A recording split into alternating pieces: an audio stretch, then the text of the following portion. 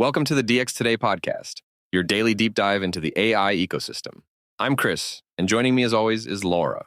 Great to be here, Chris. Today we are digging into a story that sits right at the intersection of silicon, money, and ambition, because Anthropic is reportedly designing its very first custom AI chip and talking to Samsung about building it.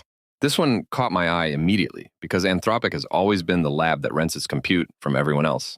So designing their own chip feels like a really significant strategic shift for the company. It absolutely is. And the reporting comes from The Information, which broke the story that Anthropic has begun early work on an Inference chip and is in discussions with Samsung Electronics about manufacturing it on their most advanced process. Before we go any further, let's make sure everyone is on the same page here because I think the distinction between training chips and inference chips is something a lot of people gloss over when they read these headlines. Totally fair. So here's the simple version. Training is the enormously expensive process of teaching a model from scratch, while inference is what happens every single time you send Claude a message and it generates a response back to you. And the key insight is that inference is where the money actually bleeds out day after day, because every conversation, every API call, every agent running a task is burning compute on somebody's hardware somewhere in a data center. Exactly right, and the scale of that burn at Anthropic is honestly staggering. Their compute spend for 2026 is estimated at around $19 billion, which works out to something like $1.25 billion every single month. Wait, let's sit with that number for a second, because $19 billion in 1 year on compute alone is more than the entire annual revenue of most Fortune 500 companies. And that is just their infrastructure bill. And here is the ratio that really tells the story. Against projected 2026 revenue of roughly $25 to $30 billion, compute is consuming somewhere between 65 and 80% of everything Anthropic brings in before any other operating expense. So when you frame it that way, designing your own chip stops looking like a vanity project and starts looking like a survival strategy, because that ratio is the single biggest threat to the entire business model. That is precisely the right way to see it, and there is a fresh proof point that custom silicon actually works. Because OpenAI unveiled its own Inference chip called Jalapeno on June 24th, and early testing reportedly showed roughly 50% cost savings. 50% is a wild number, and if Anthropic could achieve anything close to that on a $19 billion annual bill, you are talking about potentially freeing up $8 or $9 billion a year in savings. Right, and the reason those savings are even possible is that general-purpose GPUs from NVIDIA carry a lot of architectural overhead, because they are designed to run anything, whereas a custom chip tuned to one model family can strip all of that away. That makes sense to me, but play devil's advocate with me for a moment. Because designing a chip from scratch is famously hard, famously slow, and famously expensive. And plenty of well-funded companies have failed at it before. Oh, it is a legitimately risky bet, and the reporting is clear that this project is still in its early stages, with Anthropic still defining the chip's functions, its performance targets, and even its exact role within their server infrastructure. So this is not a chip that exists today, it is a chip that exists as a set of design documents and conversations, which means we are probably talking about years before anything is actually running Claude in production. Typically, these projects take 2 to 3 years from kickoff to deployment at scale, so the realistic window is probably 2028. And that is if everything goes smoothly, which in semiconductor development it very rarely does. Let's talk about the Samsung angle, because to me that is one of the most interesting wrinkles in this whole story, given that basically everyone else in the industry lines up outside TSMC's door for advanced manufacturing.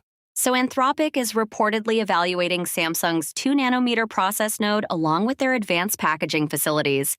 And the choice of Samsung over TSMC is fascinating because Samsung has been fighting for years to win exactly this kind of marquee customer. And there is a very practical reason to look elsewhere right now, because TSMC just posted record quarterly revenue of $39.6 billion, and their leading nodes are reportedly sold out through the end of the year. Exactly. Capacity is the hidden currency of this whole era. When the world's best foundry is fully booked, a hungry challenger like Samsung suddenly looks very attractive, especially when they are willing to offer favorable terms to land a frontier AI lab. It is a classic case of the second-place vendor trying harder, and honestly, Samsung needs this win badly, because their foundry business has struggled with yield problems on advanced nodes and has lost several high-profile customers to TSMC. That yield history is the real risk factor here, because 2-nanometer is bleeding-edge manufacturing, And if Samsung's yields disappoint, Anthropic could find itself with a beautifully designed chip that cannot be produced in the volumes they need.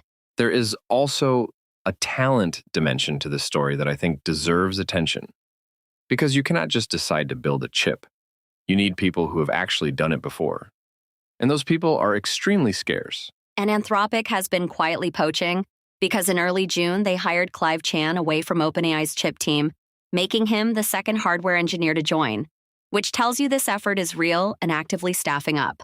Hiring from OpenAI's Silicon team specifically is a pointed move, because those are the engineers who just shipped Jalapeno, so they carry the exact playbook for taking a frontier lab from zero to a working inference chip.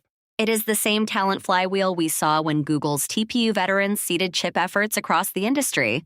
And now OpenAI's team is becoming the next generation of that diaspora, spreading hard-won lessons to competitors willing to pay. Now here's something I want to make sure we do not skip, because Anthropic went out of its way to tell the information that their existing compute partners are not going anywhere. And I think that framing matters. Yes, they explicitly said that Amazon's Trainium chips, Google's Tensor processing units, and NVIDIA GPUs will all remain central to their compute strategy.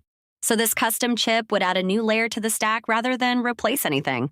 Which makes sense diplomatically, because Amazon and Google are not just chip suppliers. They are Anthropic's largest investors. And you do not want your own silicon project to read as a vote of no confidence in your biggest backers. Exactly. It is a delicate dance. Amazon has poured billions into Anthropic partly to showcase Trainium, and Google's TPU deal involves scaling to roughly 1 gigawatt of capacity this year, growing to about 3.5 gigawatts in 2027. Those gigawatt numbers always stop me in my tracks, because we have reached the point where AI compute commitments are measured in units we normally reserve for power plants. And that is not a metaphor. That is literal electrical capacity. And Anthropic's chief financial officer, Krishna Rao, called that multi-gigawatt arrangement their most significant compute commitment to date, with total cloud infrastructure obligations estimated at around $80 billion through 2029, averaging $20 billion a year. So let's connect this to the second half of the story, because all of this silicon strategy is happening while Anthropic is marching toward what could be one of the largest public offerings in the history of the stock market.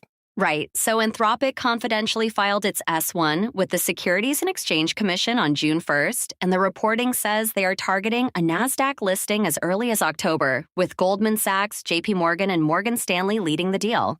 And the number being floated for the raise is more than $60 billion, which would absolutely dwarf every technology IPO that came before it and completely reset expectations for what a public debut can look like. For context, the biggest IPO in history was Saudi Aramco at about $29 billion. So Anthropic is potentially talking about doubling the all-time record, which tells you how much capital these frontier labs need to keep scaling. Now here's the question I keep coming back to, Laura. Why does the chip story and the IPO story land at the same moment? Because I do not think that timing is coincidental at all when you really think about it. I think you are exactly right, because when public market investors open that S1, the very first thing they will scrutinize is that compute-to-revenue ratio, and a credible path to cheaper inference is the single best answer to that concern. So the Samsung talks function almost like a message to Wall Street, saying, yes, we know our biggest cost line is enormous, and here's our plan to attack it structurally rather than just hoping cloud prices come down. And there is already encouraging movement on the profitability front because Anthropic has reportedly told investors it expects its first profitable quarter in the second quarter of this year, with around $10.9 billion in revenue and roughly $559 million in operating profit. A first profitable quarter is a genuinely big milestone for a frontier lab, because the standing narrative for years has been that these companies are bottomless money pits that can only survive on endless venture capital infusions. It flips the script, and it also explains the IPO timing. Because you want to go public right after you can show investors an inflection point, when the revenue curve starts outpacing the cost curve for the first time. Let's zoom out to the industry level for a minute, because Anthropic is now the last of the major frontier labs to go down this custom silicon road. And the pattern across the industry is honestly striking. The lineup is remarkable when you list it out. Google has had TPUs for a decade. Amazon built Trainium and Inferencia. Meta has its MTIA accelerator program. OpenAI just shipped Jalapeno, and now Anthropic is starting its own journey.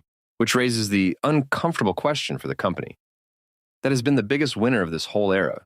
Because if every major AI lab designs its own inference silicon, what does that eventually mean for NVIDIA's dominance? My honest read is that NVIDIA stays dominant in training for a long time because that ecosystem is incredibly sticky. But inference is a different battlefield. And inference is where the volume growth is as agents run continuously in the background.